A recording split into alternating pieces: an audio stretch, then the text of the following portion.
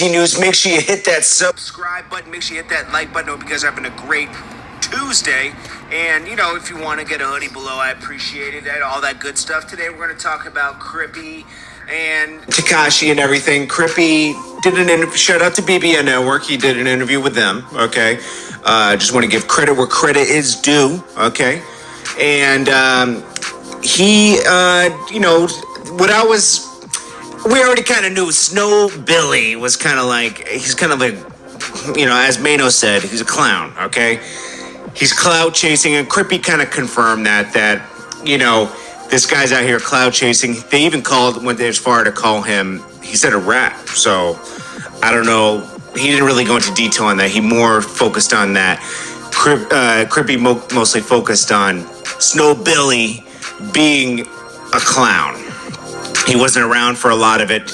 There's some pictures in the beginning, and it seems like he kind of just ran with this thing. Now, they've been going back and forth. Now this guy Snow Billy has a podcast. I don't know why, okay? It's not like he's a rapper or anything, or known for anything music industry, really.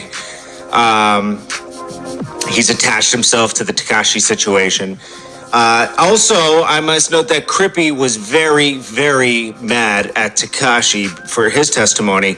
He actually said that the Tekashi testimony was worse than CEO Chris, probably for him, because Crippy was basically his security, as Shadi brought him in for security and everything. And, obviously Tekashi implicated him in more things. Now, Crippy's lucky and got 5 years. I'm not sure if I guess it's luck. I would say it's luck because he didn't get like 10 to 15 years, which is good. He'll be home. He didn't really do that much. I think 5 years is a little extreme. I think 15 years is extreme for Shadi.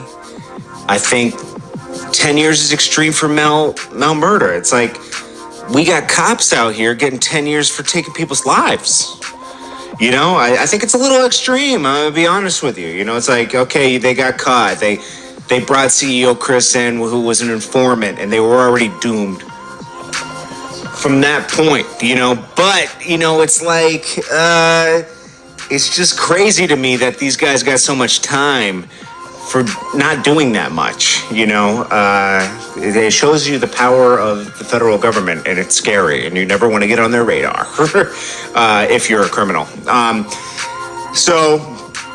He said that Tekashi was more detrimental to his case. Tekashi did speak a lot on the stand, but again, it's not Crippy's fault. It's really, I would blame Shadi and some other people for bringing a civilian like Tekashi into their organization to try to get money with it, instead of, separating everything, making a corp and keeping everything separate. Instead, everything was involved and intertwined, and it wasn't organized.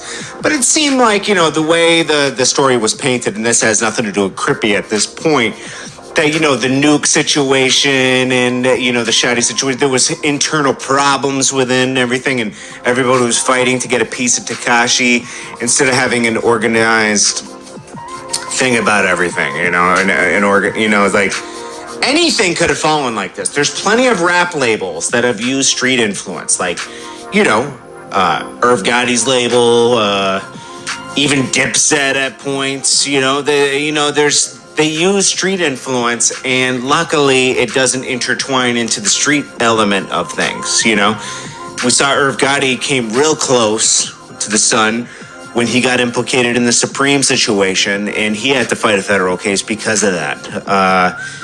The best thing is, you don't involve that together, because now you're getting into a zone where the feds are going to try to implicate a legitimate business with an illegitimate business, and it's going to be crazy. I mean, I could name plenty of labels that are like that, but, those are the most notable ones, to me, offhand, okay?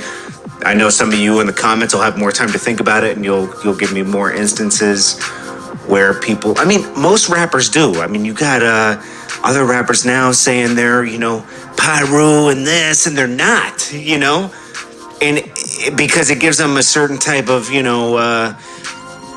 credibility, I guess, and mystery. Like, ooh, and it's like a lot of these guys aren't. Like, most notable Soulja Boy. He was never Pyru, man. They was just in because, like, he's gonna throw us some bread and stuff. Yeah, sure, man. Come over here, man. Like hang out on the block, bro. And then look where it gets him. Now he has tons of weapons in his crib and gets caught up. It's just crazy, man. Why would you want to involve yourself in a? Chris Brown does this to himself too. Stay separate, bro. It's not that important. You're gonna get yourself in trouble, and it's not worth it, man. Anyways, this is Jordan Taylor with JT News. Appreciate you guys. Hope you're having a great Tuesday. Stay positive, but also stay realistic, okay? People get that confused with me. You got to still be realistic about things. And, cop a hoodie below if you want to support. I appreciate you guys. Peace. Shout out to Jordan Tower for the great work. As you see, I put a video up prior on Crippy. I didn't even know this video was coming out, so I grabbed this video and decided to put this video up too. Shout out to Jordan Tower. Shout out to Crippy. Shout out to all of them. Like, comment, subscribe. World Famous Peter TV. More videos to come.